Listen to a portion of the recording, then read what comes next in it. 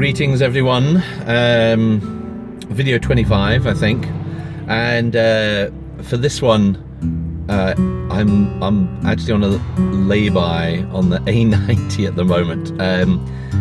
I was trying to get my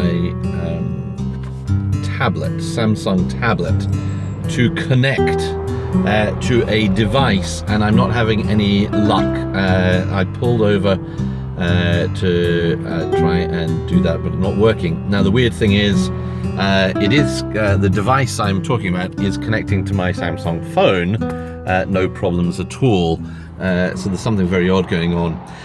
The device I'm talking about is a dongle, a Bluetooth dongle that connects to the OBD, the onboard diagnostics port of the car, which I will now cut to show you where it is lodged.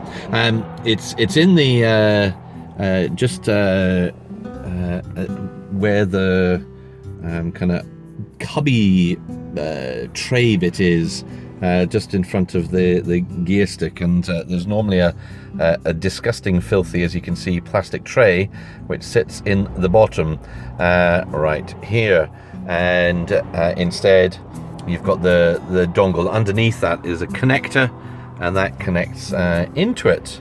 Now, why have I connected this in? Because there is a group who have been working on an app to help you see a little bit more about what the car is doing. Now, if you are aware of the Nissan Leaf, you'll be aware that there have been various apps that you can use to get a better understanding of what the car is doing. And I, for one, have looked longingly and jealously at those apps because there are some things that the car does that you just want to find out a bit more about what's actually going on below the surface. Or if you're a nerd like me, that's what you want to do. Most folks jump in the car perfectly happy that it starts and it drives and that's it. I grant you that. But for those who are a bit more techie, you want to get under the bonnet, so to speak, or into the code and see what's going on. So what it's doing is just getting the real-time information that is then used for display on the screens and all the rest in the car, and it's getting hold of that and showing it on the phone too, but it allows you to see some of the information that you can't normally see. So what I've done, I have set up the trusty GoPro here, which if I have some battery charge in here, which I kind of hope I have, I've set up here so that you can kind of see a little bit of the road ahead and what's going on here. And you see, this is why I was really hoping to have my tablet, which I could set up so you could see what's happening, but it isn't connecting with the tablet.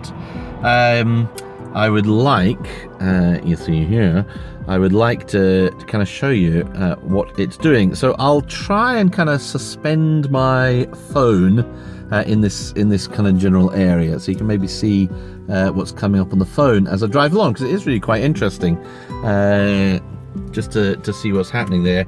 And then I'll plug it in and to a charger and see what information, which I haven't done yet, see what information comes out from that.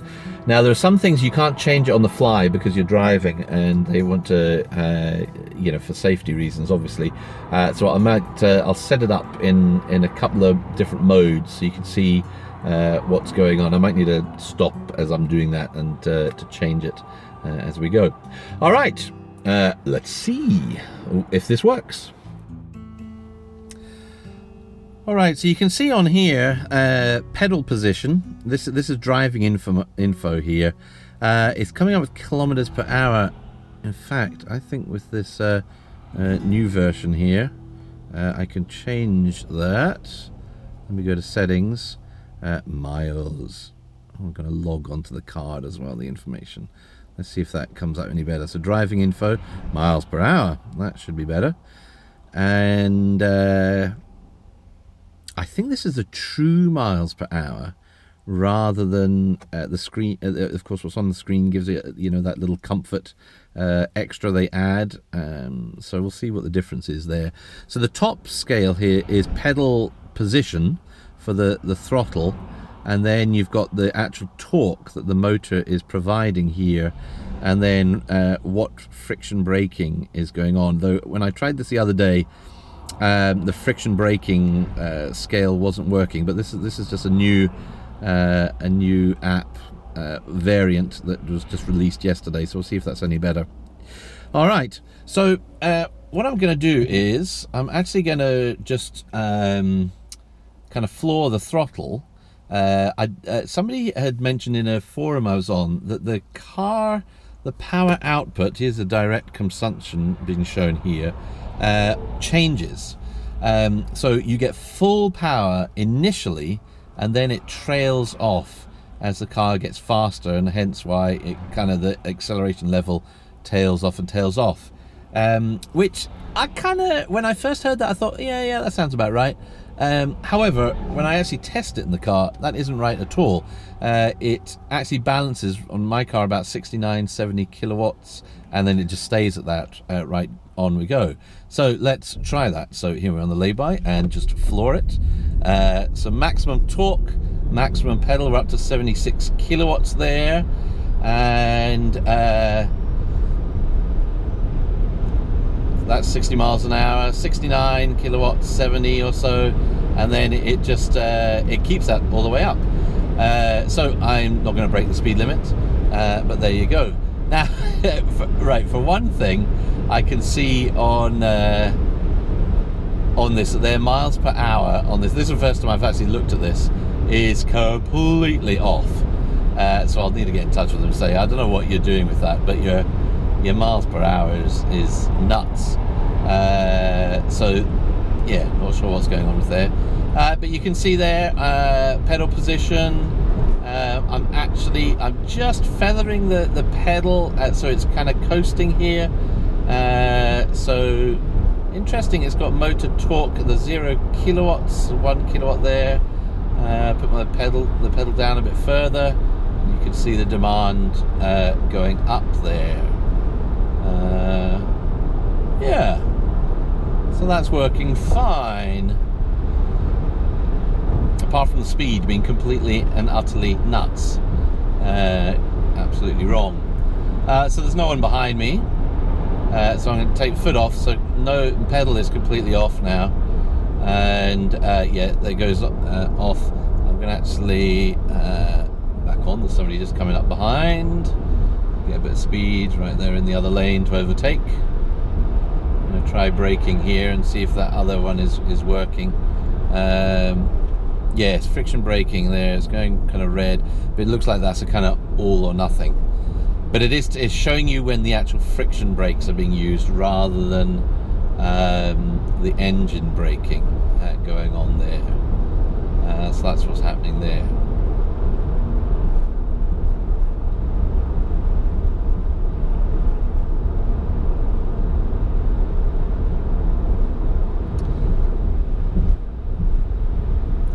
The scale below is showing your kilowatt hours per 100 miles.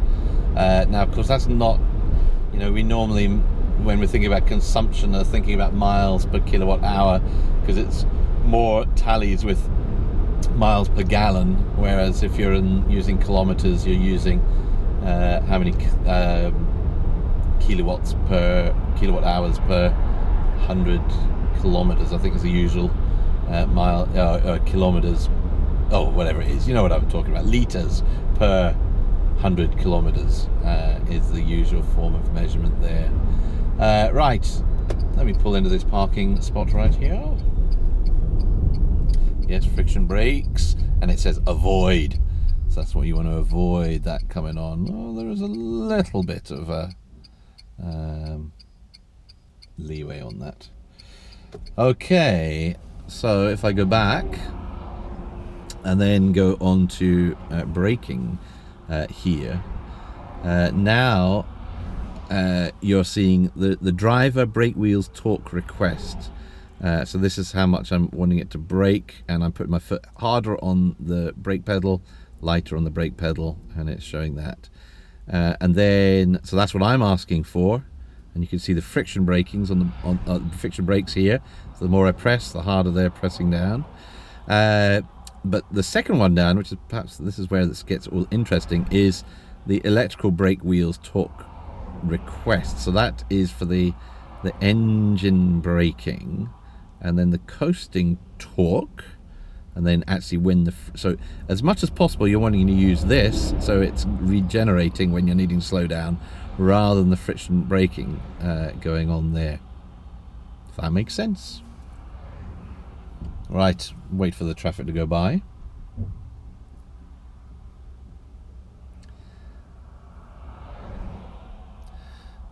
Right, truck coming by. And actually, I need to come off here really to show you this, because you want to be on a road where you're doing a bit of cross country work.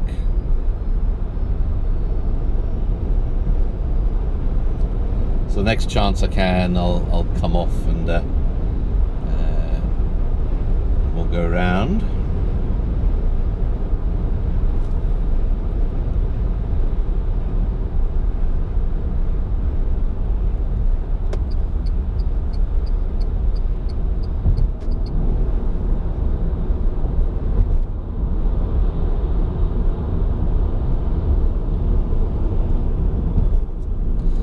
Coasting torque a little bit there. I'm just my foot's off all the pedals, so it's just a little torque there on the coast. So that's me, nothing on the pedals, but wanting it to. But it's of course regenning slightly there. Right, let's go around.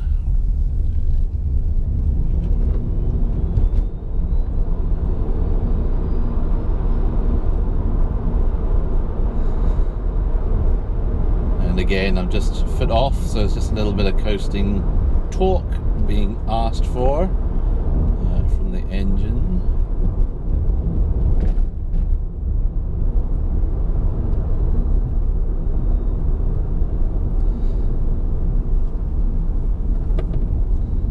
Now I'm braking just slightly so you can see that demand, but I'm going to wait until I go up back into the city to show you this, because then you're in stop-start traffic, much more interesting.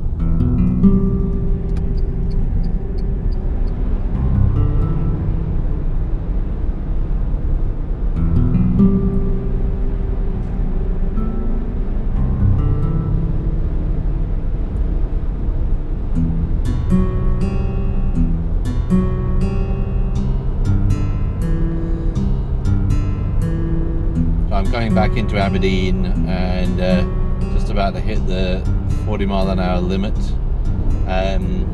but with the engine regen you can come pretty much all the way down here. You don't need to touch the brakes at all. The car, in fact, I really noticed it. I've been driving our other car a few times, so I'm so used to, even if you're at 70 miles an hour, when you get to the first of at 300 yards away from the 40-mile-an-hour limit and lift off on the throttle on the Zoe, it is almost perfect. By the time you get to the actual 40 limit, it is down to 40 miles an hour. Now, if you try and do that on the other car with a 2-liter diesel, it just keeps on flying along. You don't get nearly as much engine braking through the motor. Right, so here we're coming into a bit of traffic, and you can see, so this is where it starts to get interesting to me, because you can see the handover between the electrical braking through the motor and the actual friction brakes when that takes place. So you're always, I mean, you know that's what's going on with the car, and very occasionally you can feel it. You feel a slight change.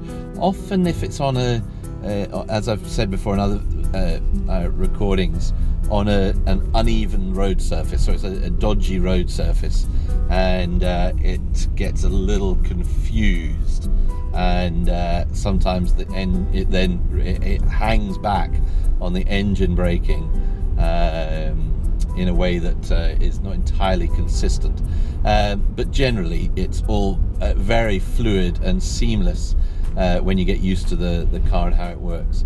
So here we're coming up to standing traffic, so I'm just gently, you can see my demand is pretty consistent on the pedal, just a little bit more as I get closer, and the hand over to the friction brakes, just right at the last moment the friction brakes demand comes on. So here we're just cruising along, foot off the pedal again. The car is just gathering speed on its own just through the creep, but at this low speed, of course, there's not an awful lot the motor can do to bring down the speed, so it's more reliant. Okay, so you have a bit of clear road ahead, or do I? Roundabout.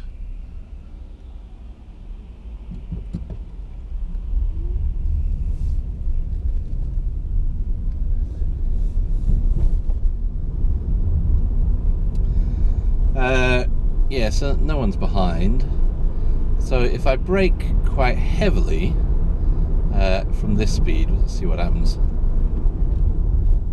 Yeah, it actually uses the friction brakes pretty quick, but you see it puts a maximum torque request in for the regen. So I wonder what level it kind of hands over. It is used. It does. It's interesting, isn't it? It's like it's applying, even it's just a tiny amount of friction braking, which actually, I mean, that's a good safety thing, because it's removing the any dead space between the pads and the discs, so that if you did slam on the anchors, it's available much quicker. I know my old Mercedes used to do that. As soon as you let off the throttle, I think it was, it would just tighten the pads on it, so it was ready for you braking if you needed to. And I think after driving through water and stuff like that, they used to do something similar, just to make sure the discs were free of water if you did need to brake. All quite clever stuff. So yeah, it does look like this is doing something similar in that. So it doesn't do it if I just so I'm just coasting now, foot off the pedal, but as soon as I put my foot on, yeah, there's just a little bit of the friction brakes being called for. Yeah, I mean, that makes sense to me. I think that's a good thing.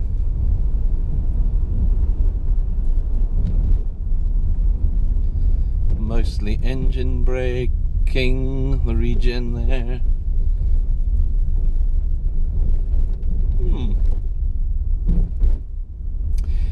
Yeah, it's not doing anything. It's not doing anything that surprises me, really.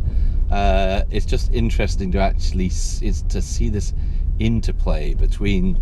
It's unusual to have different forms of braking in a car, but of course entirely natural for an EV.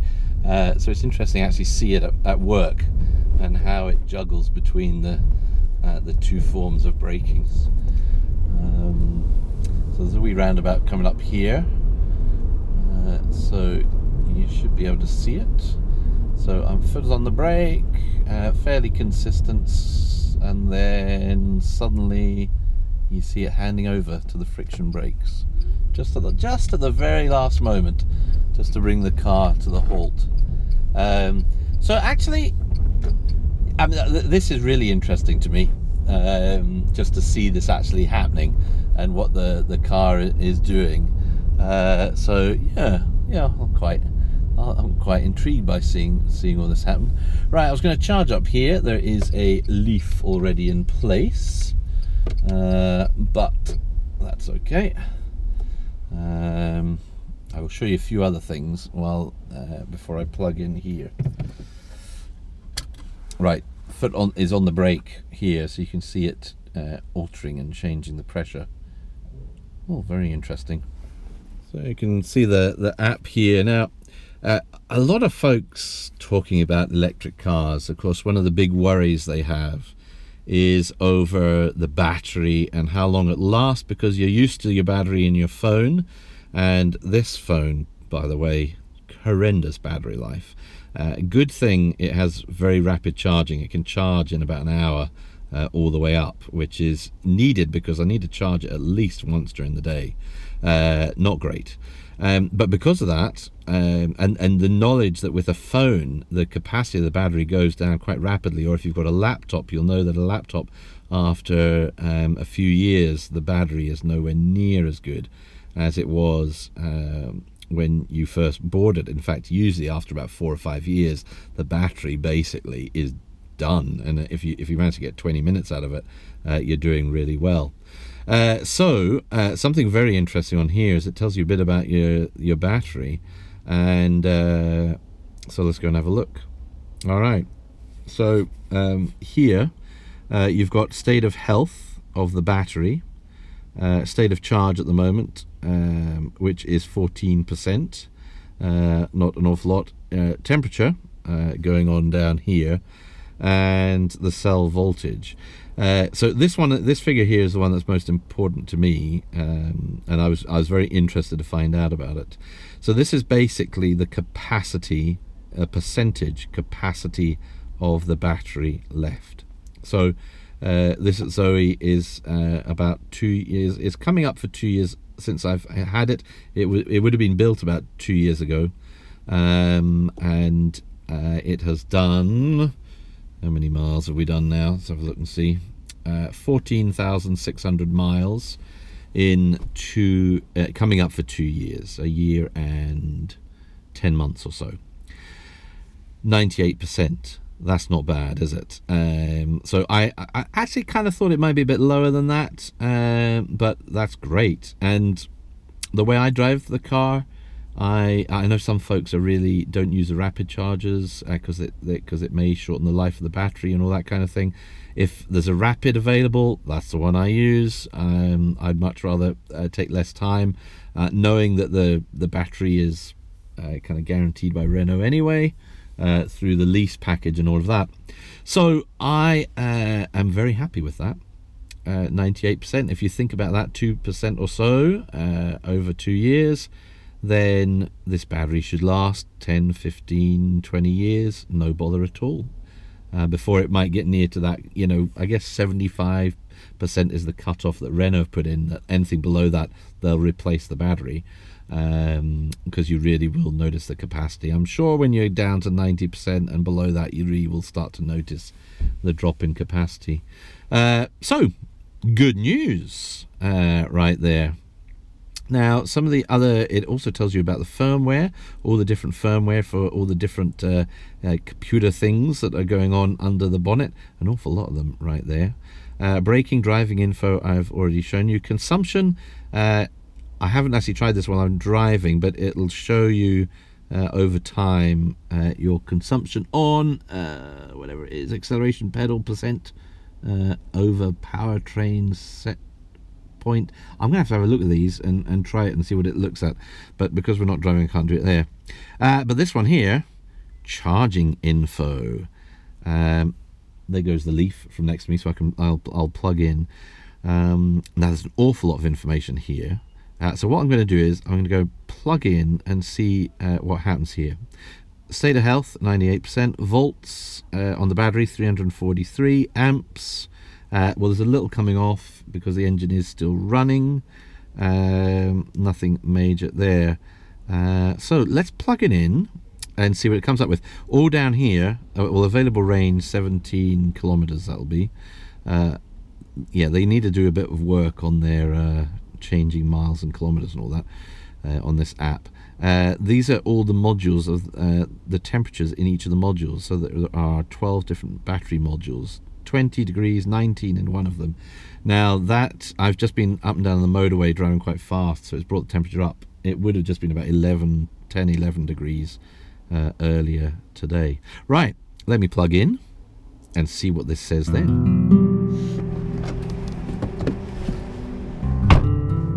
Ongoing checks. Time remaining 50 minutes. So we're at a rapid charger here, and right, if you can see all of this on here, what's going on. So the voltage is same, but the amps, 112 or so going on here. Energy to full, 17.3 kilowatts there. DC power, so that must be what's going in. So 38.9. So yeah, this is a 43. It should be running at the, with the maximum 43 available. So 39.4 going in, 39.5 going in. So pretty good. The fans have kicked in under the bonnet to keep all the charging circuitry cool under the bonnet there, and so we'll see. I'm still connected here. It keeps on, this sort of thing keeps on going on all the time, where it's getting information backwards and forwards for the thing. So charging status in progress, connected, maximum AC charge, pilot amp 60. Well, that'd be right, because it's what, 63 amps, isn't it? I think on the 3-phase. Phase is 1. That's interesting, isn't it? There must be a wee glitch going on there. Available charging power 42.3. Time to full 45 minutes. Going on there. Interesting. So I'm intrigued to see if the temperatures go up here as it goes on. Right, I assume there's nothing much else goes on while that's happening. Whenever we look and see on the other things. I don't see anything else.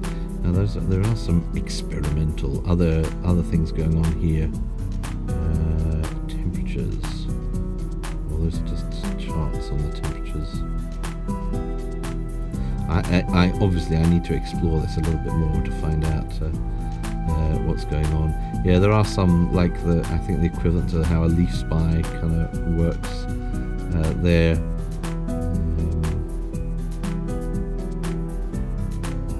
Yeah, requested current 106 amps, 108 amps. Requested voltage 365 volts going on there.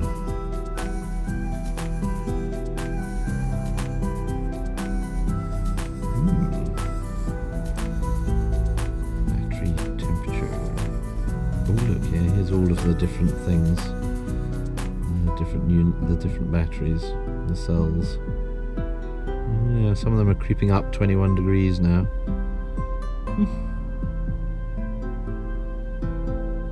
Some of this is, yes, as it say, it's experimental, so it's not all quite sorted out.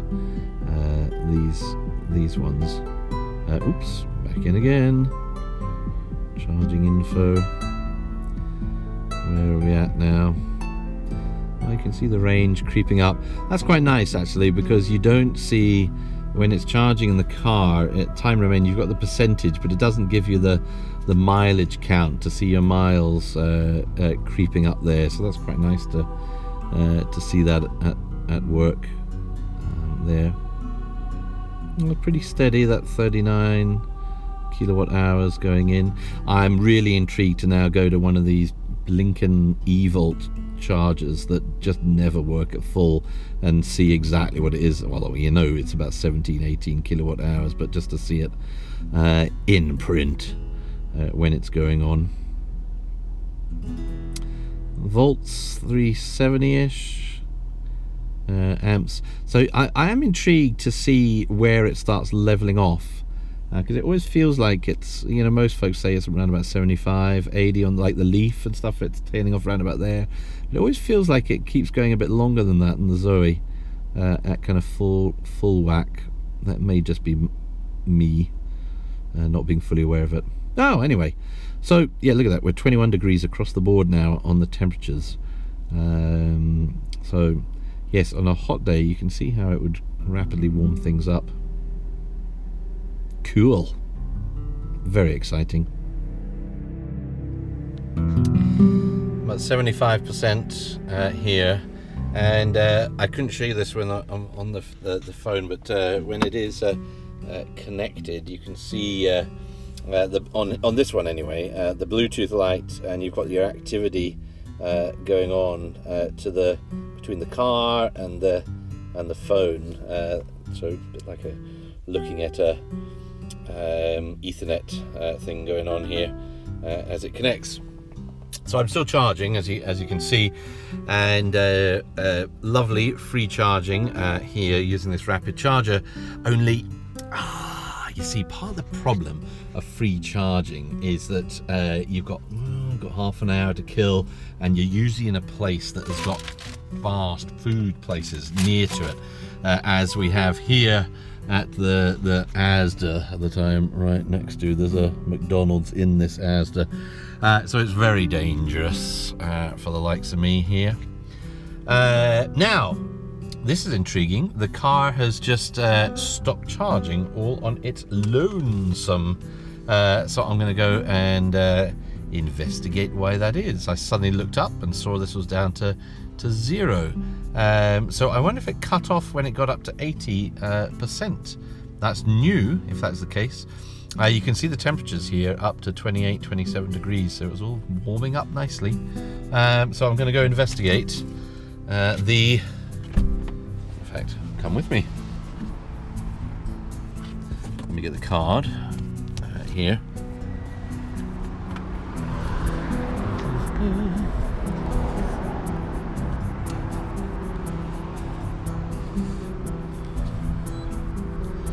Tap the card on the reader.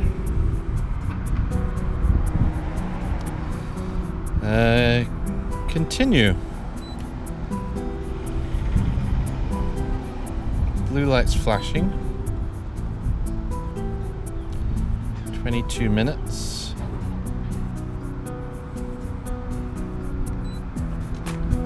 That's intriguing.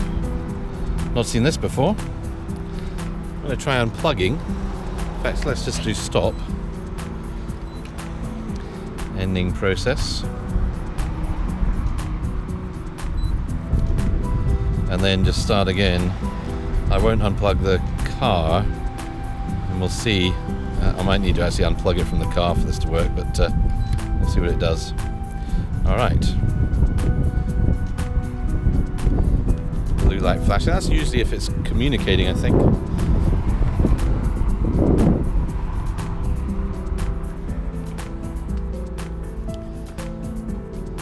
%, so it hadn't got up to the 80%.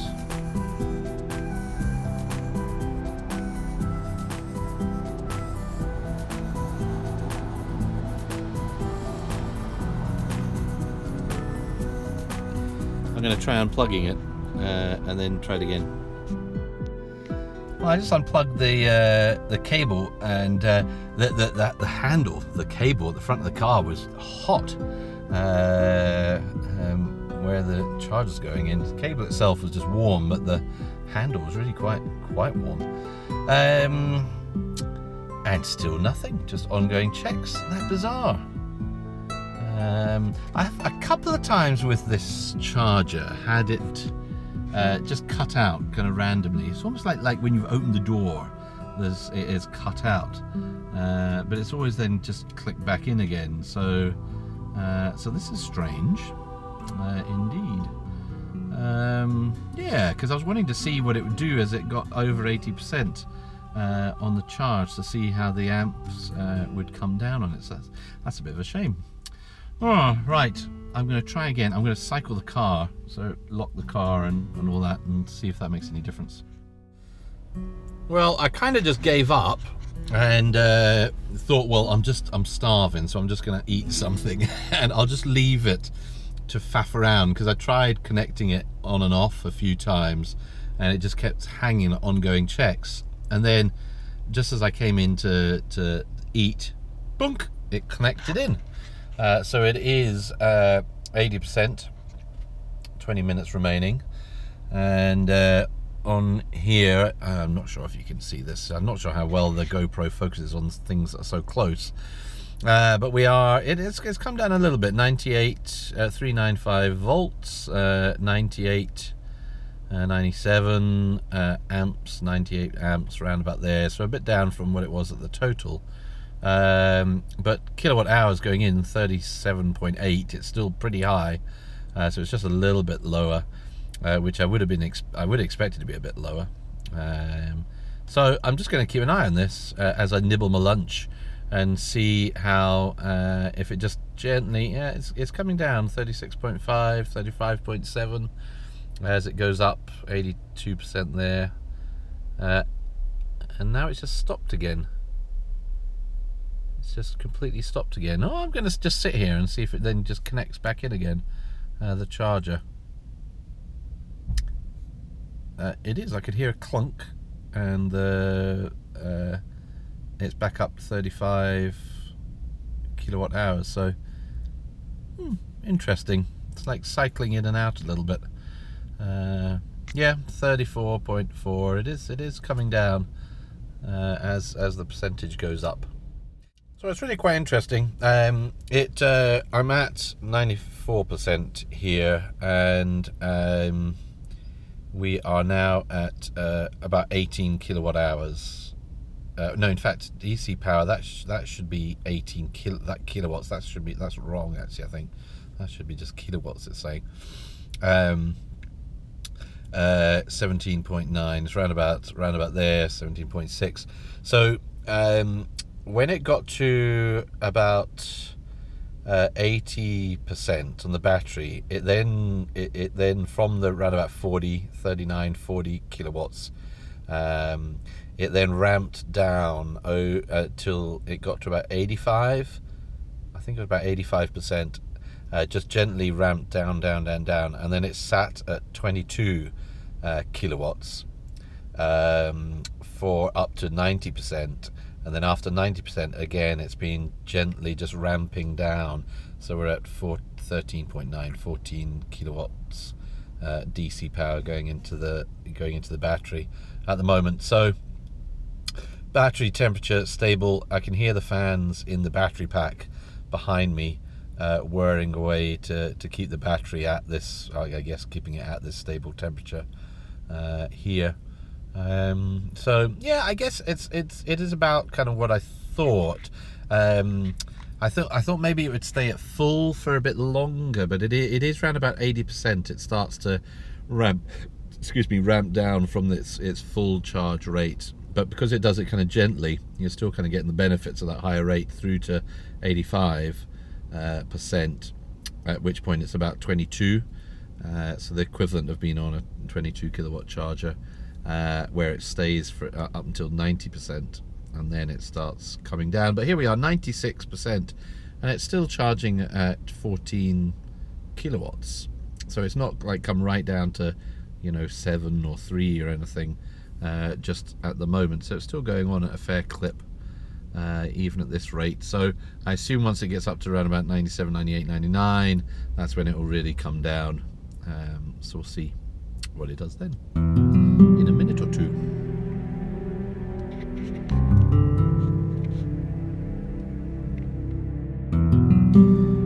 So at 99%, and the charge going in, DC power kilowatts, 10 kilowatts still going in, but amps have come right down, 24 amps, voltage still 395-ish. There, and I think the fan's still going at the back, but the temperature's coming down on the battery. So we're down one of the units down, the modules down to 25. Some of the others coming down to 26 Celsius. So yours, 9.3, 9.5, 9.2. That is starting to come down. Now I would just unplug, of course, at this time, and once I finish eating, that's exactly what I'm going to do there. That's interesting. State of charge here, it's saying 97.7, It says 99 on there. So yeah, it's doing something a little bit different there. Now, available energy 21.7, energy to full half a kilowatt hour. Maximum battery charge regen kilowatts. Not quite sure what that one's doing. Oh no, that must be. No, that's because it's basically the same as that, the DC power. So that's what's going back into the battery at the moment. So the kilowatts going back in. Yeah. It's interesting having that. You do wonder if it's doing. Sometimes I swear computers do this. They get you to 99% when doing an update, and it takes 5 minutes to get up to 99%, and then another 5 minutes to get that last 1%. If it's not doing something kind of similar, and the actual state of the battery charge was quite a bit lower, a few percentage points lower when it gets to 99. And here, because you've got a decimal point going on right here, it's showing you a bit more, because that is gently creeping up that state of charge there. Oh, that's quite interesting. Here we go. We're down to 7 kilowatts now, basically 7.5 on the charge. Now at 99.6 on here. I would love to know what the layout is, so these different temperatures for the batteries, like the actual physical layout, which one is, referring to, where these come in the battery pack, because it is very clear that some of them are cooling down faster than other ones. So whether those are the ones that are nearest where the fans are, or what's going on there, it'd just be intriguing to know on a kind of plan of it, where each one is. Anyway, we're down to 5 kilowatts now. 99. We are at 99.9 now on the app as well. So will this sit here for the next 5 minutes at 99.9? Because it was going up each decimal point relatively quickly. Still 100%, 99%. Still charging. 5 kilowatts going in, it's saying. Interesting. I don't think there's anything else really here to see while it's kind of doing the charging. Oh, there's a state of charge chuntering its way up. From the beginning of that, you can see what the temperature's doing.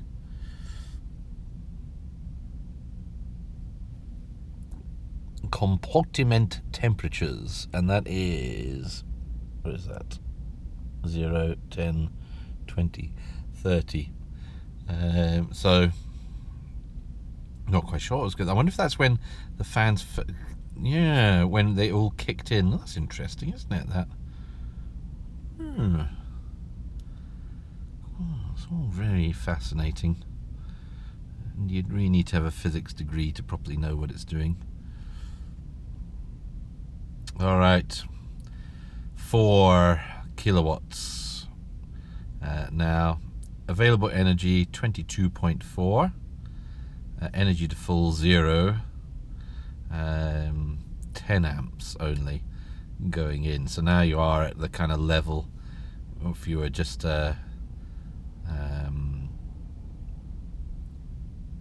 charging over with the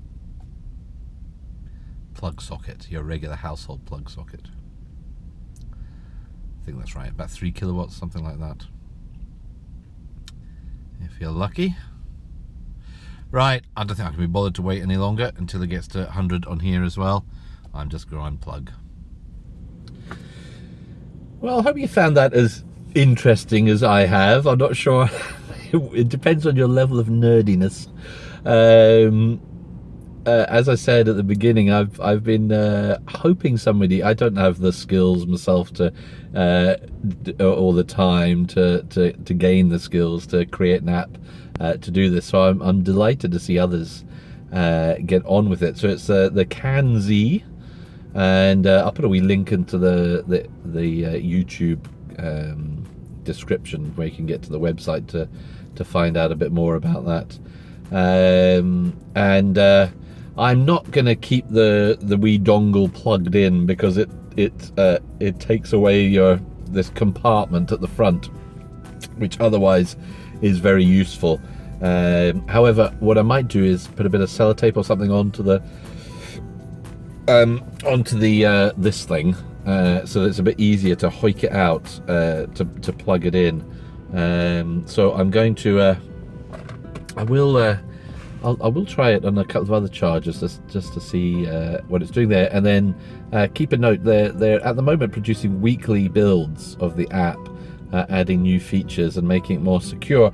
I must admit, I've been quite impressed at how quickly it refreshes. I had a feeling just from reading the initial information that it would be only refreshing the information maybe once every couple of seconds with this kind of dongle. But it is actually doing it's more frequent than that, which is makes the kind of when you're looking at the pedal positions and all that kind of thing much more live. There's a bit of a delay, but it's not too much. So yeah, so kudos to them and the team that are creating that, and I hope it continues to get better and better. So great. Anyway, that's enough nerdiness for episode number 25. Cheerio, guys. Bye.